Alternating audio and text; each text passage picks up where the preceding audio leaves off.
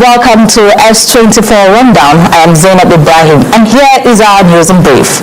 The Caucasia movement has called for the immediate resignation of the chairman of the Independent National Electoral Commission, INEC, accusing him of losing public trust and moral authority amidst ongoing political controversies.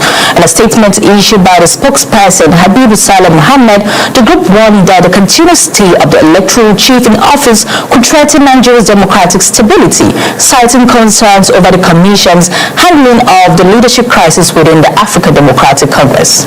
The movement also criticized INEC's planned voter revalidation exercise, describing it as poorly timed and capable of disenfranchising millions of Nigerians, among other accusations. Still on INEC, the Independent National Electoral Commission has come under heavy criticism following a decision to derecognize the leadership of the African Democratic Congress, a move that has intensified political tensions ahead of 2027 general elections. Opposition leaders and stakeholders accuse the electoral body of bias and allege that it is being influenced by the ruling All Progressive Congress-led government to weaken opposition parties. The ADC leadership, led by David Mark, rejected the decision and called for the removal of INEC officials, warning that the Commission's action could undermine democratic principles and erode confidence in future elections. Some residents of Plateau State have criticized President Bola Tinubu following his visit to commiserate with victims of recent attacks, accusing him of showing insensitivity by addressing them at the airport rather than visiting affected communities. Many locals expressed disappointment that the president did not go to the scene of the violence, arguing that meeting victims at the airport created the impression of detachment from their suffering. The visit came after deadly attacks in parts of the state, which left several people dead and heightened concerns over insecurity. Also, Kogi State has recorded a significant improvement in its health sector, with malaria prevalence dropping from 16% in 2021 to 8.9% in 2025. According to the National Malaria Indicator Survey, the state's Commissioner for Health, Abdulaziz Adams, said the development marks a shift from the moderate A transmission category to the low A category, reflecting better public health outcome. He attributed the achievement to the commitment of the state government alongside the effort of health workers and stakeholders who have contributed to strengthen healthcare delivery across the state. Now on the international scene, Thailand Prime Minister Anutin Charnvirakul has blamed fraud strategies in the country on hoarding and smuggling by oil traders, accusing them of exploiting rising global prices for profits. He said authorities uncovered cases of stockpiling and illegal diversion of fuel to neighboring countries, describing the action as excessive profiting that has worsened supply challenges and driven prices higher across the country. Moving on to business news with Halima Abdurrahman. What's going on in the business news, Halima? Thank you, Zainab, and welcome to Business News. I am Halima Abdurrahman. Now we look at a massive boost for Nigeria's agriculture sector as the World Bank steps in with $500 million. We'll also look at the federal government's 12 billion naira bet on the digital economy. And globally, we track the surge in oil prices as geopolitical tensions in the Middle East continue to rattle energy markets. All that and more coming up now. We begin in the agriculture sector, where the World Bank has officially approved the $500 million credit facility for Nigeria. The funding provided through the International Association Development is earmarked for the Nigerian Sustainable Agricultural Value Chains for Growth Project, or AGRO. The initiative aims to pull smallholder farmers out of subsistence cycles by improving access to climate-resilient seeds and strengthening market linkages. With agriculture remaining Nigeria's largest employer, this injection is expected to focus heavily on rice, maize, cassava, and soybean value chains to bolster national food security. Moving to the tech space, the federal government has unveiled a 12 billion naira investment into digital economy research clusters. Speaking at the launch of the Bridge project, the Minister of Communications, Innovation and Digital Economy, Dr. Bosun Tijani, noted that this move positions Nigeria as a knowledge-driven player in the global landscape. Over 200 researchers from various universities have been mobilized to drive innovation in digital infrastructure, which the government hopes will elevate the nation's competitiveness and spur job creation in fintech and AI sector. In the maritime sector, the federal government has reaffirmed that its current port modernization drive is not limited to Lagos, following reports that agencies under the Ministry of Marine and Blue Economy generated 1.83 trillion naira in 2025. The government is doubling down on upgrades for the Warri, Calabar and Onin ports. This comes as the Nigerian Sovereign Investment Authority (NSIA) also reported a surge in total asset to 4.88 trillion naira, signaling a strong performance in state-led investment portfolios despite broader inflationary pressures. On the global stage, energy markets are on the edge. Oil prices surged today, with West Texas Intermediate WTI jumping over 11% to hit $111.54 a barrel, while Brent crude rose to $109.03. The spike follows heightened tensions in the Middle East and concerns over the continued closure of the Strait of Hormuz, a vital artery for global oil supply. While many markets remain closed for the Good Friday holiday, the volatility in energy futures suggests a high-pressure start for the coming week as global powers demand an unconditional reopening of shipping routes. And that's it. All we've got for you on business news on S24 Rundown for today. I am Halima Abdulrauf. Up next is Zainab Ibrahim and Abubakar Turaki for newspaper review after the break. Stay with us and have a productive and peaceful weekend.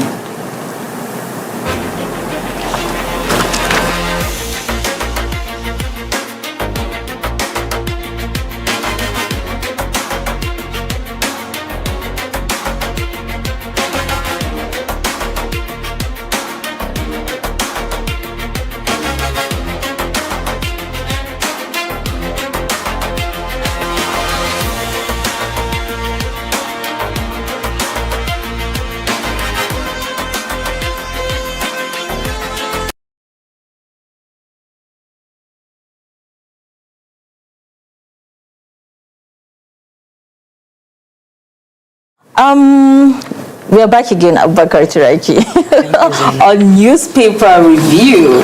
And today we have some interesting news we can't wait to discuss. First, on the Guardian, it says, inside Nigeria's mega refineries gulping millions, producing nothing. Abubakar, I think we've had that conversation even before coming here. Let me hear your comment. Well, when I saw that title, that headline, I was just reflected back on what is exactly happening in this country. We have refineries in Nigeria, but that refineries are called mighty elephant projects. A situation whereby you'll be injecting money, funds in order to revive the refinery, but they are not producing even a single liter of fuel.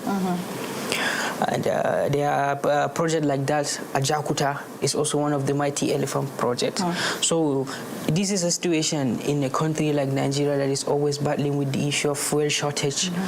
We are buying fuel at the higher exorbitant price, and we still have refineries. I think it's embarrassing how a war from another country is affecting our own fuel prices, and we are suffering from other people's war.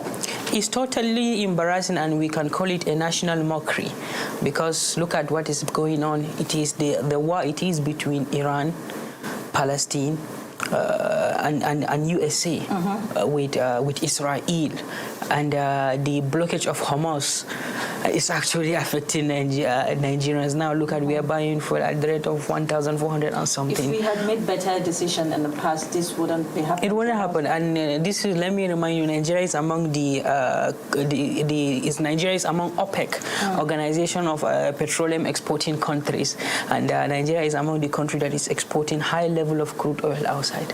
So with the inception of refineries like Dangote Refinery, I believe if the government have the sincerity and the masses at heart, I believe before the end of this government, the government may likely initiate something like that. It's hard to actually call. Look at Saudi Arabia, so Saudi Aramco. Saudi Aramco is just like NNPC here in Nigeria, but they have not been facing this issue of lack of fuel scarcity and the rest. So it's high time for us to look inward. Even though I'm not an economic expert, but I believe with my kindergarten understanding of our economy, I believe if the government is sincerely to do the needful, look at Dangote. Within how many years he has actually established a refinery, and it has come to our notice that in among the oil producing states, there are locals that they are producing oil locally. They are refining it. I think it's high time for the government to engage them, and we have graduate of petrochemical engineers. All of those are just names. Just like you said, I'm not an economist too, but as a citizen, I feel like better decision would have made life much more easier Of course, yes. At the grassroots. Of course. So let's move on to the next newspaper. We have this on the Punch front page. INEC under fire. I'm sorry, this situation has been going on and on and on. I think we'll be seeing things like this before we get to 2027 election. And it says INEC under fire as ADC crisis worsen.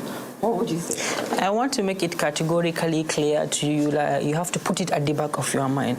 From today, April, up to next year, February, the commencement of 2027 election, INEC will be under fire. Constant backlash, constant rejoinder from politicians, from political party holders. Everybody will just try and be attacking INEC for the simple fact that when it is electioneering campaign, I think just the INEC chairman have to take his hand and close his ear, because he will hear everything from different angles. Even if he raises his hand, some people will translate that to another issue. Do you think the action from INEC chairman is politically driven? Well, you cannot say that, because to the best of my ability and base of my knowledge, I think he's a professor, and I believe he's there based on merit, even though there is a political undertone based on his appointment. But I strongly believe that him going there, at least he has a level of credibility. That one thing with Nigerians seems to be pessimistic. Okay, Abubakar, I want to support you on that, but it is very hard to agree with you that it's on merit, and because I think being a professor doesn't count being just. Of course, I quite agree with you. Let me revoke that my statement in order to be objective, not to be selective. But I definitely believe that as someone that is holding that position as the INEC chairman, at least he has some element of credibility to be there, because it's a very sensitive position, and you cannot just come and take someone from the street without having his track record. So I believe we should try and hop in the system. The ADC suggested that INEC is under political pressure. ADC is just an opposition political party that is trying to gain momentum and that is trying in the heart of the masses. We should not be welcoming everything in Nigeria with pessimism. Nigerians, most of them are a messiah of pessimism. I think we should try and allow INEC to do the needful. Let us wait and see what they are going to do. So, if I understand what you're just saying INEC is doing its job. Well, I'm not backing INEC, but if you look at what they said, even well, it looks like you're backing INEC. David Mark for function. INEC said that what they did was the court verdict that they followed. So INEC is not a legal body. Whatever INEC is interpreting based on what the legal experts said. So INEC is just an electoral body that is responsible for ensuring election in Nigeria. All right, Abubakar, moving away from the Punch, let's go to Daily Trust. And it says, we still have the same issues kind of story. INEC in the eye of the storm. I think INEC is on, I think this is the time, there's some position that at some point you go silent, then at some point you are on hot seat. I think INEC chairman, wherever he is on a hot seat.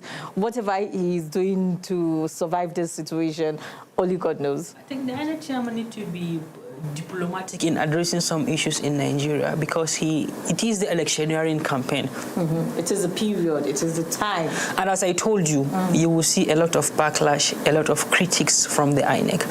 And whenever it is election period, because in Nigeria, I quite understand that electioneering campaign begins when election starts. So you're saying the INEC should not listen to all of these voices? They should not be distracted. But you know, INEC serve the people, so they cannot turn deaf ears to the people. Well, I think sometimes you need to give priority to things that are really good. INEC been listening to many calls. They may likely distract them from giving Nigeria a credible election ahead of 2027. Remember, that election is going to decide the fate of over 230 million Nigerians. And once they fail to bring that election in a more credible and acceptable manner, definitely Nigeria are going to be in a state of mourning for the period of 4 years. So definitely, I'm urging on the INEC that they should try and strategize, do the needful. They should eschew politics and interest.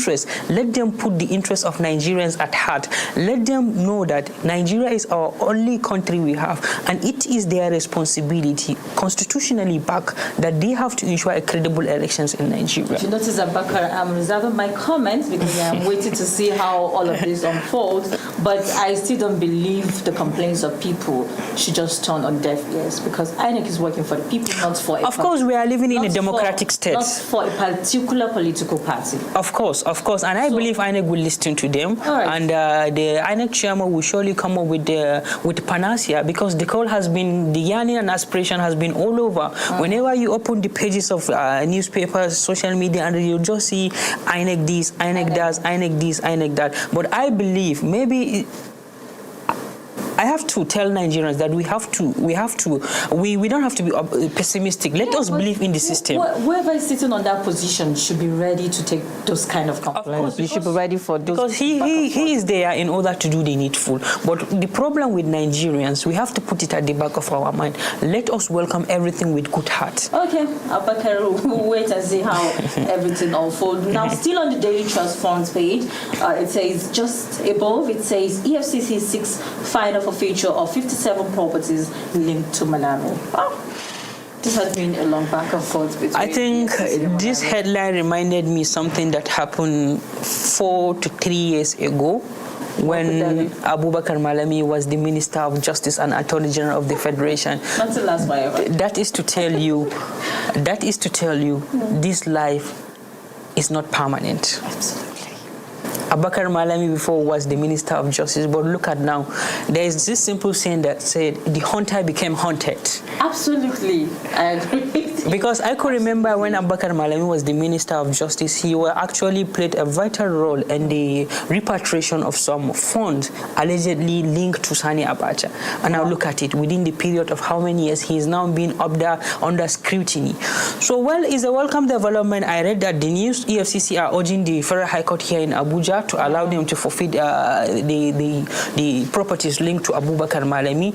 And I believe EFCC are doing this thing without any political iota or without any interest. I want to believe because you know, situations in Nigeria can be actually very funny. Everything is possible in this country. Right, so everything is possible in this country. This is actually just, and we hope to get to the bottom of this. I don't want us to dwell too much, so we don't take, because we have all this segment. And using this, we'll be rounding up with our newspaper review. Here's my colleague Abakar Turaki as we move on to the next segment, our S24 report, then a break afterward.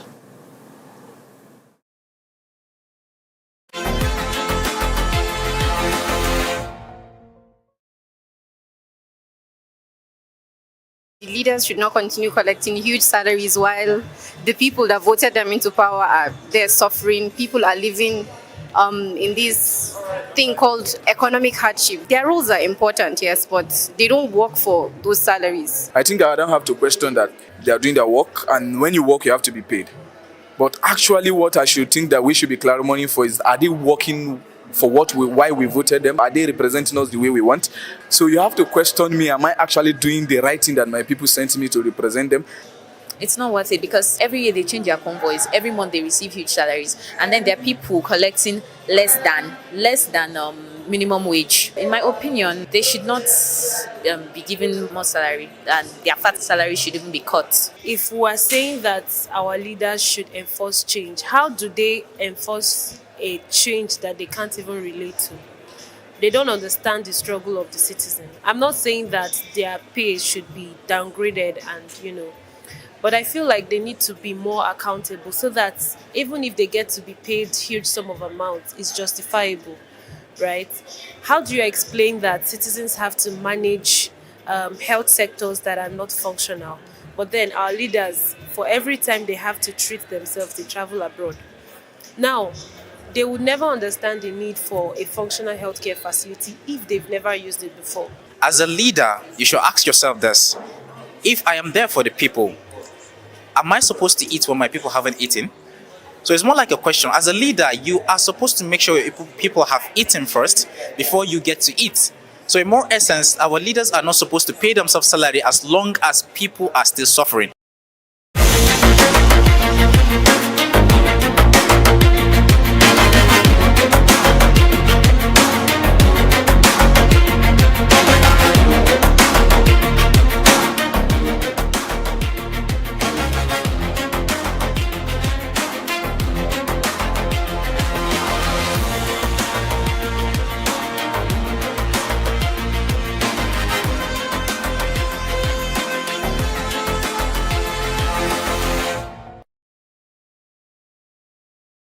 Short break, and this is Political Arena, a segment of a segment of S24 Rundown. And today with me in the studio is Malam Isham Mohammed, and we'll be dissecting the consistent power failure in the country and how many politicians have made promises in the past. In short, a notable one is the current president, President Bola Tinubu, who made promise to provide Nigeria with tangible electricity within his first tenure, and the tenure is already coming to an end, and we've not been able to see anything, any recorded progress. It's that bad that the current Minister of Power is coming to apologize to Nigerians after last year, the power grid collapsed more than, I lost count at some point at the number of times the grid collapses. What do you have to say in that regards? Politicians making promises and they've made, the social amenities that are supposed to provide for the citizens a point of a selling point when it comes to political campaign and all of those. Okay. Thank you very much for having me here. As you introduced me, I am Hisham Muhammad, a concerned Nigerian, a concerned citizen. Power is a necessity. Power is a key driving factor to any development. A country cannot develop without power. With your permission, I want to go back to a little. I remember when I read one article that was saying if we want to power our basics in Nigeria, that is the basics, we need like 40,000 megawatts. 40,000 megawatts, which today we are not providing. I don't think we are providing like one third of it. So Nigeria, if you look at Nigeria, we have like 23 power generating plants, and all these are connected to the national grid. If you look at Nigerian power sector, we have the generation, then the transmission, and the distributions. So if you look at this thing and our presidents like it's almost in all our presidents' manifesto that I'll provide power, I'll provide power, and I'll provide power, and there is no power in Nigeria. If you look at the way power is affecting our economic activity in Nigeria, if you look at it, the productivity is very low because of lack of power. If you look at our power sector, I remember sometimes during October or so, 2015, we were generating like 11,000 megawatts. Back to my statement that we need 40,000 megawatts. We were generating 11,000 megawatts. According to the handle of the discourse, I think, and transmissions. That's TCN? Yes. There was something I see from their page. They say that because of the recent power failure from December to date, they were generating 2,667 megawatts from the 23 power plant. So the transmission is only giving the distributors 2,600 megawatts. That will be 40,000 required. The 40,000 is not enough. It's just to power basics. It's not enough. It's just to power basics. 40,000. That is to tell you, if Nigeria is serious, we should be providing around maybe 80 or 120. Of course. But as at last month, they were generating 2,600 megawatts. Okay, look at how Nigeria is. 250 million people with 2,600 megawatts. How many companies do we have? 36 states plus FCT. How can you, like, There's been purported, I don't know whether it's a rumor or it's a fact, that Nigeria serves Niger and some other neighboring countries. For a country that does not have enough to go around for its citizens, why should we dabble in other countries' affairs? Why should they not? I mean, there are instances where a lot of Nigerians, or let me say some parastatals in this country, have turned to revenue generation instead of doing the basics of regulating. Yeah. What can you say in that regards, please? Well, there is not, that one you say is not a rumor, because it's obvious Nigeria is giving outright to, I think I saw one headlines that we are still giving Togo. From these 2,600, we are still giving Togo. So it's very, very unusual. Looking at, if you see, we don't need to depend on hydropower. We have solar powered, we have hydropower, we have wind turbine. And Nigeria, we are so blessed that if you see China, they have a farm of turbine and all this. But Nigeria, yet, we are still new to that turbine technology. And you remember, this wind turbine can give you power 24 hours because there is no time that there is no wind. Wind is 24 hours. Let me say, okay, if you look at solar, the sun comes out some hours of a day and all this. But wind is 24 hours. So it's even more advanced to use wind turbine. Back to your question. I don't know, maybe it's diplomacy or something, I don't know. But I see no reason we will be giving Togo or maybe other countries light while we don't have enough. I see no reason. I mean, let me push what you said a little about the wind turbine thing. Do you think it's the political that is not there? Because I believe the resources is there. These governments have borrowed money to fund some capital projects. And this, I mean, if the will is there, they should be able to provide electricity for Nigerians. Yes. But then you realize that it's not even forthcoming.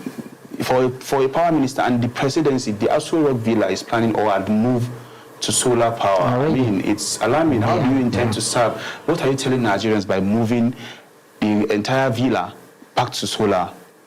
What message are you trying to communicate? Well, I have the privilege to talk with one guy from AEDC, that's Zone 4 office. He was telling me that not only villa, the federal government are planning to move all government parastatals off grid.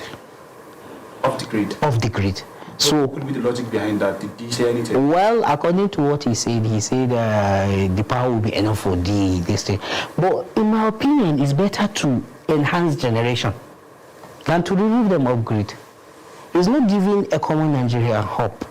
If the villa will go off grid, let's say our district hospitals will go off grid, our police stations, which I don't think they still have stable light, because I remember some people were trying to donate some solar panels and this thing to police stations, because it's obvious, you see, there's no light in our police stations. So I didn't see any rationale. I'm just a concerned Nigerian. But if a government that I should look up to, they are going off grid, they are using solar, they are using turbine, they are using this. Okay, how do I have the hope that I'll get light? If you look at, sometimes ago, like a week or two, I was talking with some people from Kano. Kano people, they were telling me that they've not seen light for almost a month. A month. I have a brother in Kwara that say he has not seen light for 10 days. He has not even the light, a flash. For light, just to flash, just see for 10 days in Kwara. Looking at my area from, I'm staying in Nyanya, from Nyanya, since December, I think the power was very bad. So this is not giving a Nigerian hope. Because if you see, even the power, talk more of, forget about the fact that the power is even expensive. It's not even there. The expensive one is not there. Well, the discourse are saying because of the scarcity of the power, though they are concentrating on band A customers. I didn't see customer is a customer. Whether band A, whether band B, or customer is a customer. Band Z, should you even be coming out to tell your customer that you're telling them to find alternative? To the extent Nigerians are saying they are pleading for just a 5-hour light. 5-hour light in my area. 5-hour light. Let's go within this FCT. Yeah. Within FCT. Yanya is FCT. Yeah. They are looking for 5-hour light. Well, this is very poor. This is very poor. And all of a sudden, the Minister for Power is saying, I am sorry, apology. I don't understand. What should Nigeria do with this apology? Of course. To begin with, provide them the necessity. Apology cannot fix light. I have not seen any place where apology fix even, I don't know. I have not seen any this. Apology cannot fix anything. There are places that you apologize. Places where you have tried to do things and maybe you provide not up to the standard, then you apologize. Then people will manage the small one you provide. Meanwhile, while you are trying to meet with the standard, that's when apology will work. It's like saying, okay, I could not get this. Let's say, okay, 40,000 megawatts to power standard. You see, throughout this thing, we have not met that 40,000 megawatts, which is very poor. Okay, let's say, okay, they provided 20,000 megawatts and they are apologizing because their objective is to reach that 40,000. So they were not able to meet the 40,000. Okay, take 20,000. This is my apology while I reach that 40,000. You are giving me 2,000 and you are apologizing. I mean, who does that? That would be the end of our discussion for today. We are looking forward to having you in the studio so we can talk more on this power and energy matters. It's good to have you. And now I will link you to our report and documentary after this short break. Thank you very much for watching. I'm Khalil Abdullah. Thank you, sir.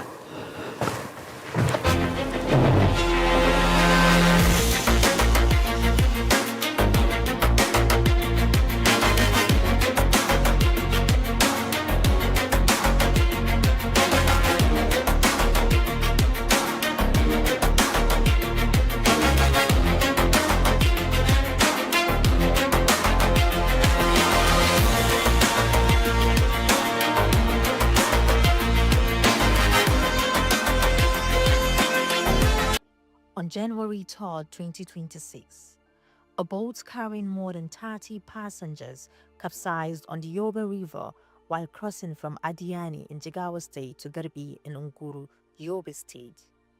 State emergency officials confirmed that 25 people died, 13 were rescued, and 14 remain missing. Exactly around 7:48, 8 o'clock p.m., we received a distress call from our local emergency responders that there was a boat mishap conveying people from Guri local government area in Jigawa State, specifically Ajiani community, to Garbai in Guru local government area in Yobe State. So when we received the news, we learned that already the boat has capsized and there was need for emergency rescue. So of course, security agencies, the local government, the community volunteers, they are the first responders, while we mobilize our team from the neighboring LGA, local emergency management committees from the neighboring LGAs to go and join. To Allah da ikonsa ba a samu masu ceto ba, sai da akwai mutum ɗaya da ya je kamun kifi. They did not receive help early on Unfortunately, a fisherman who had gone out to fish had their screams and raised the alarm. He made several calls. Rescue teams arrived between 1 and 1:30 a.m. We were able to rescue about 13 people, but sadly, we lost the others. We continued waiting and searching and gradually recovered 17 bodies. These victims were ordinary people, traders, farmers, commuters traveling on a route they use regularly. So far we have recorded 29 deaths and 13 people were rescued, reviewed in the hospital and discharged. From the deep dive assessment and reports we have on ground, there are still some missing persons, about 8 to 10. This tragedy is part of a broader pattern across Nigeria's inland waterways. Over the past few years, several boat accidents have claimed dozens of lives in different regions, often involving overloaded vessels and inadequate safety measures. The repeated nature of this incident suggests systemic issues, not isolated misfortune. The key challenges we have seen is negligence in terms of the abiding by rules by the canoe operators. It happens around 7:48. That means they have left the neighboring community much late, and by law, every time it's 6 p.m., no sailing should be on waterways. So by 7 p.m., they left in the night after the close of sailing. 2, there was an overloading in the boat. And 3 there was not a single life jacket. So that has compounded the whole challenge, and it has increased the risk of capsizing of the boat. Most river transport in rural Nigeria relies on wooden boats. These boats are often handmade and maintained through repeated patching. They were not designed for modern demand or heavy loads.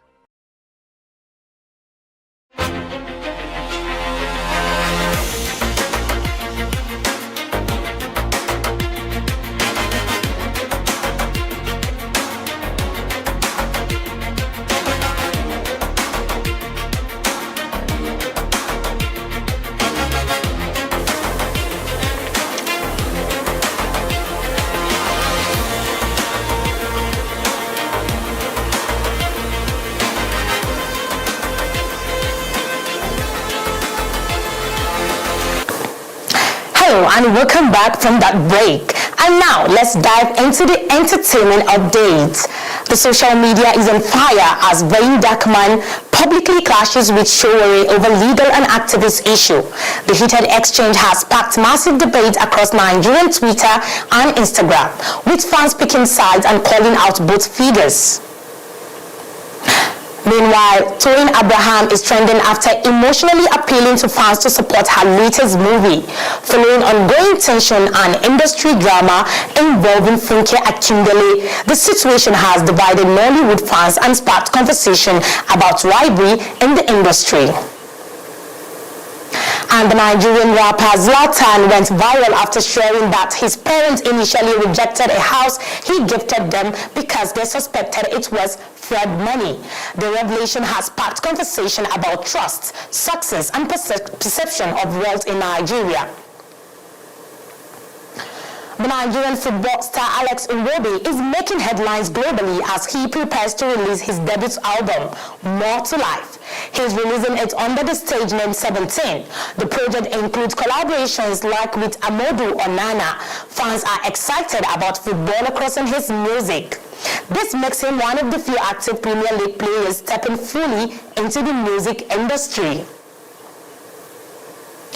And finally, the Afro-pop star Joe Boy, who is making wave globally, has this week taken the spotlight on the Easter edition of African Voices Globacom sponsored CNN magazine program.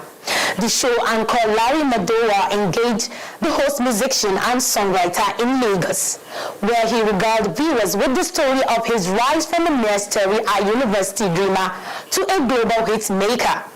And that brings us to the end of the entertainment update.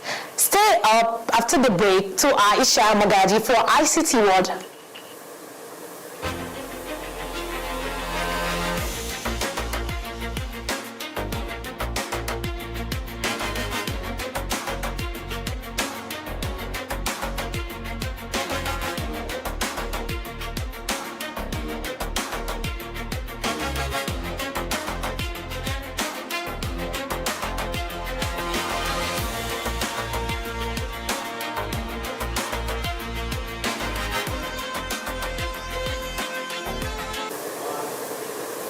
Welcome back from that break.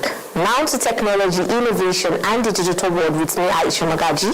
Here's what's shaping ICT from Nigeria to the global stage. Flutterwave secures Nigerian banking license. Flutterwave has secured a key license from the Central Bank of Nigeria, allowing it to strengthen its payment infrastructure, enhancing security and scale operations within Africa's largest economy. And as the financial sector evolves, regulators are also reinforcing stability. Central Bank of Nigeria confirms successful bank recapitalization exercise. The Apex Bank says 33 Nigerian banks have met the recapitalization deadline, raising over 4.6 trillion naira to strengthen capital adequacy and supports leading across sectors, including technology and infrastructure. Meanwhile, technology is also being deployed to address national security. Federal government announces deployment of AI-enabled security cameras. President Tinubu has directed the deployment of 5,000 AI-enabled cameras to combat insecurity, starting with Plateau State. Plans are on the way to roll out 5,000 AI-powered cameras aimed at improving surveillance and strengthening efforts to combat insecurity across the country. Now, across the continent, attention is turning to one of Africa's biggest tech gathering, GITEX Africa 2026 prepares for Marrakesh. The event is expected to bring together over 50,000 tech leaders, investors, and innovators to drive conversations around artificial intelligence, fintech, and digital infrastructure across Africa. And as AI adoption grows, regulation is becoming a priority. Kenya moves forward with AI bill to establish regulatory body. The proposed legislation aims to create a dedicated authority to oversee AI safety, ethics, and deploy within the country. Experts say this reflects a broader push across Africa to balance innovation with responsible governance. Turning now to the global stage, where technology and geopolitics are increasingly intertwined. Global tension impacts digital and physical infrastructure. Ongoing conflicts in Iran is affecting critical systems, with reports of attacks targeting both digital and physical infrastructure. The situation is raising concerns about the resilience of global tech network and the growing vulnerability of digital infrastructure in times of geopolitical instability. And that's it for ICT World. Shukra Oni is on standby with the sports update. Thank you.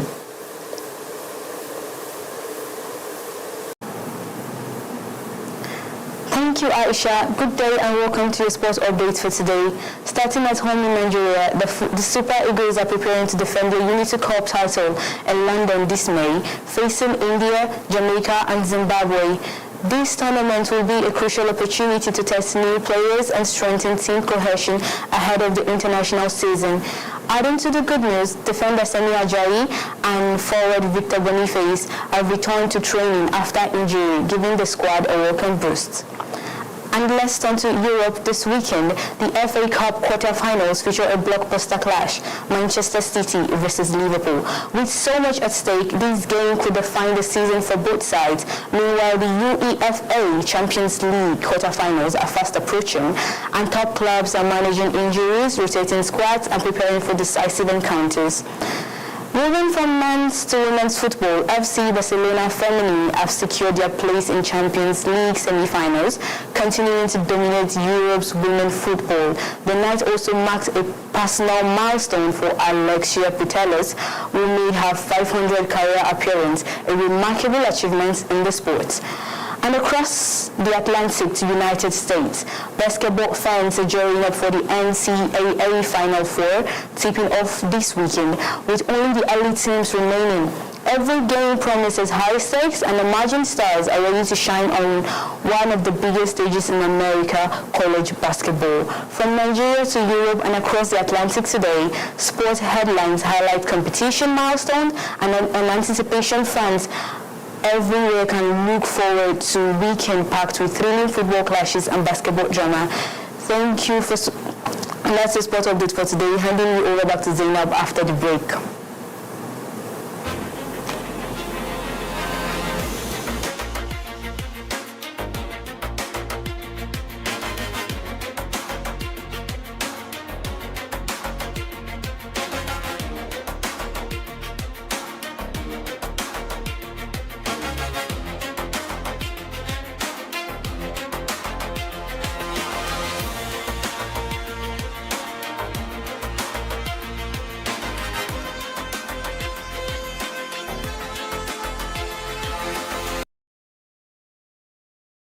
Welcome back from that break, and thank you so much, Shukra. With this, we've come to the end of S24 Rundown. Please do follow us on all our social media platforms at S24 Television. My name is Zainab Ibrahim. Stay safe and happy holidays.